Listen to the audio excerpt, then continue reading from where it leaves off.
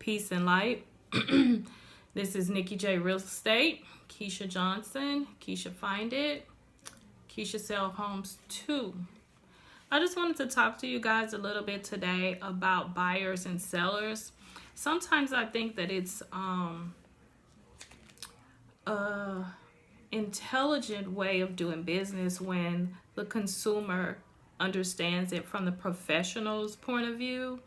So when we get advertisement and updates and newsletters and things like that from the state or from the Texas Association of Realtors, Texas Realtors, National Association of Realtors, there's so many different organizations, and they keep us abreast. They keep us updated on the industry and what's going on, and that way we can gauge on how to conduct business in the market moving forward. So sometimes I think that it's interesting to share that with the public so that you guys can have an understanding. I'm sorry. Give me a minute. My office phone is ringing. As you can see, I'm videoing in my home office on today. So we're going to get started. Hello. Please leave a message after the tone.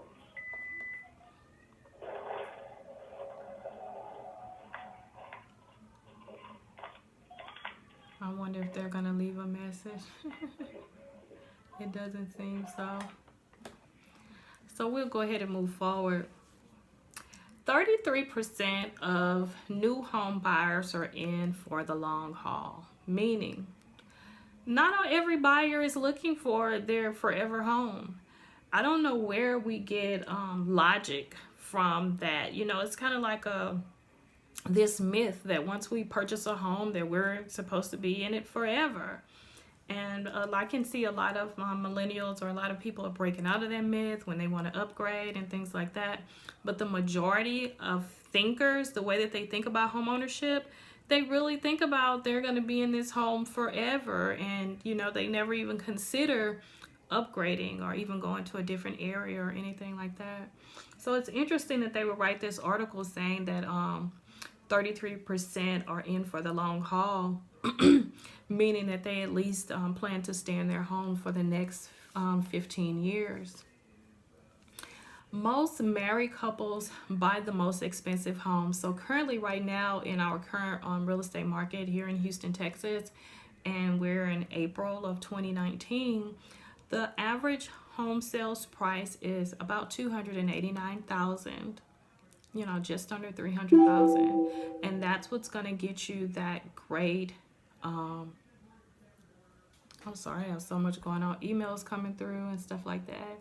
That's what's gonna get you that great property, that newer, that modern home, the stainless steel appliances. You know, the thing that everybody wants. What I call the nice and clean, the nice new clean, the shiny home. About $289,000. It could be a 3 or 4 bedroom, 1 or 2 story, but yeah, it can even be a new construction.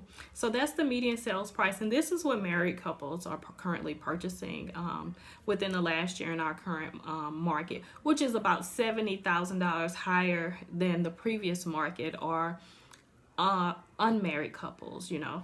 So if you think about it, empty nesters, first-time home buyers, you start off small.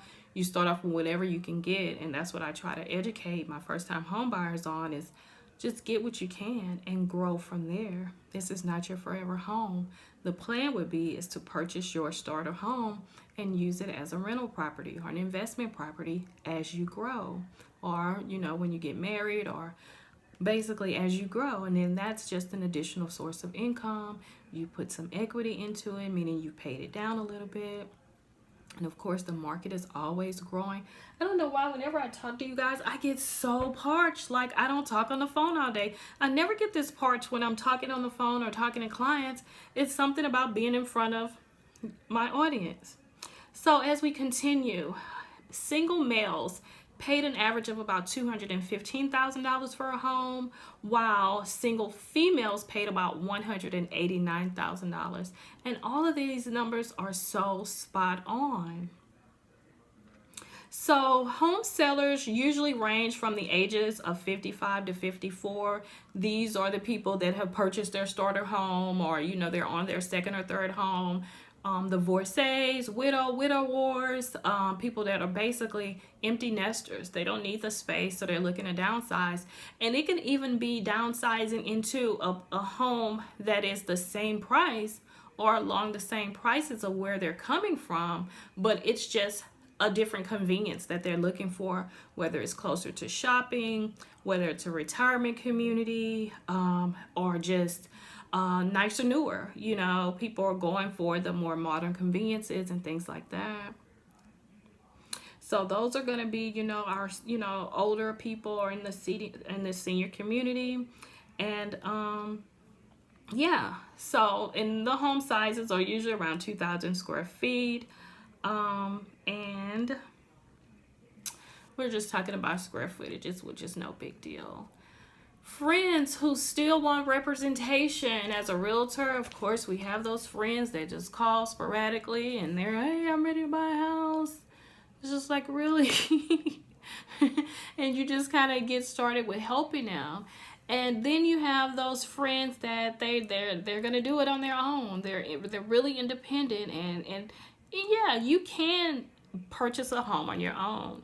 Just like you can change your own oil and brakes and maybe even the motor in your car. You can represent yourself in court, you know, without attorney representation. There are a lot of things that you can do on your own. But as we know, if that's not your skill, it's going to be a lot harder. It's going to take a lot more research, a lot more dedication. Always use a professional when you're purchasing real estate. If the service is free to buyers, there's no reason why you should not use a realtor. And I know I say this in all my videos. So 49%, we're almost at 50%. 50% of buyers are, you know, using their friends, and they're, you know, they're getting representation from their realtor friends, which is great. Because the worst thing that you want to hear is that your friend went out and purchased a property. They got, you know, not such a great deal, or something is going on, something is happening, and now they want you to consult them. Now they want to call you, and now they want to do this, which is unfair, because why would you contact your realtor friend, your professional, after the fact? They don't get paid to you know, to tell you what you did wrong and how you should have gotten an attorney to represent you and how you should have did this and things like that. So it's good to know that people are really realizing that, you know, go ahead and grab your realtor friend, help you through the process, and so that, you know, you are protected. That is what realtors are here to do, is ultimately protect you, the buyer, and also the seller. But when we think about real estate, we generally think in terms of the buyer. Home sellers. 3% of home sellers sold to home buying companies, and maybe that's an investment companies. So basically, when they were able to sell their home, those couples that came in to look for a home, they didn't sell it to them. And usually it's because couples want nicer, newer. They want you to make these repairs. They want you to do this. They want you to put in granite countertops. And usually home sellers are like, no, I'm not doing that. You know, if you want this house, you buy this house and you do it yourself. So what usually happens is that investors come in and usually purchase the house as is, because they have more stake into updating the home, renovating it, and putting in those granite countertops and things like that. So of course, you know, essentially home sellers, they really don't care. They just want to get it sold at the end of the day. So that has increased to about 3% of home sellers are really selling their homes to home buying companies.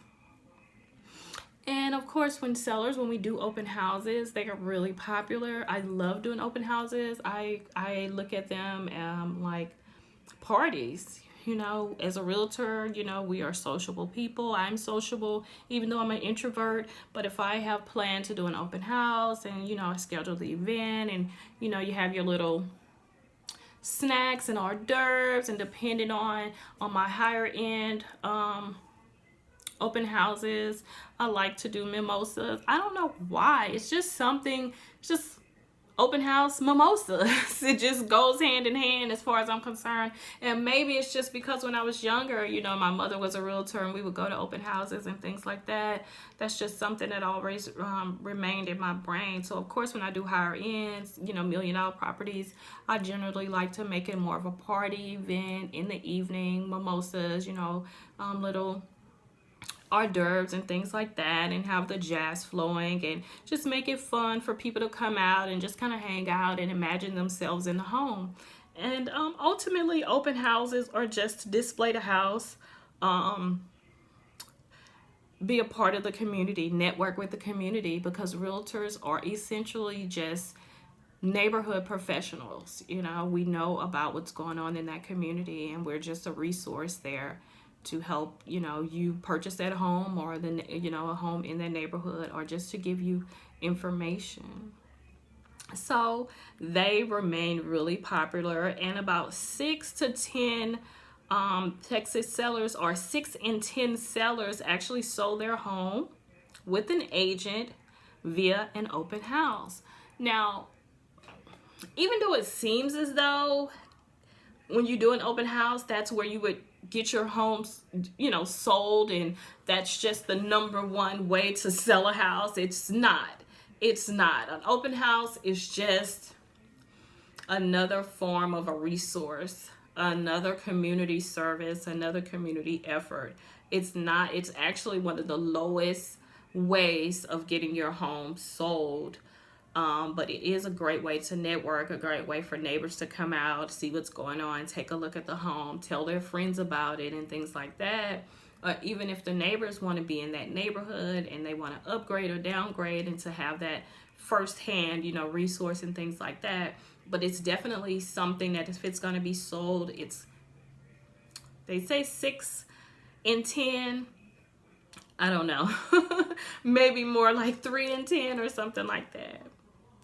But yeah, and so that's really it. I just thought that this was so interesting that I'm reading this from the Texas Realtor magazine. And I really like to keep updated on these magazines and things like that. But I thought that article was really interesting. And of course, it goes into talking about legal and ethics and things like that. Just basically keeping the realtor up to date on what's going on in the market currently, fair housing and things like that. So I'll keep you guys posted on what's going on in the world of real estate according to Keisha. And this is the April 2019 edition. And like I said, I just found that article really interesting, and I just wanted to give insight to the buyer, or to the client, or to the public on what we view and how we know what's going on in the market.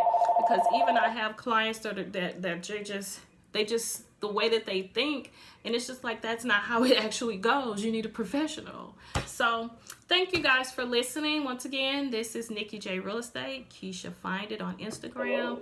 Keisha Sell Homes 2 on Facebook. You have a good evening.